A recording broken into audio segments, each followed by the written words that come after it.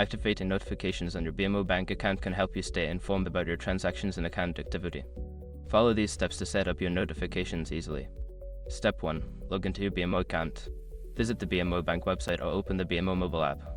Enter your login credentials to access your account dashboard. Step 2. Navigate to account settings. Once logged in, look for the account settings or profile section. This is usually found in the main menu or under your account name. Step 3. Find notification preferences. In the account settings menu, locate the notification preferences or alerts option.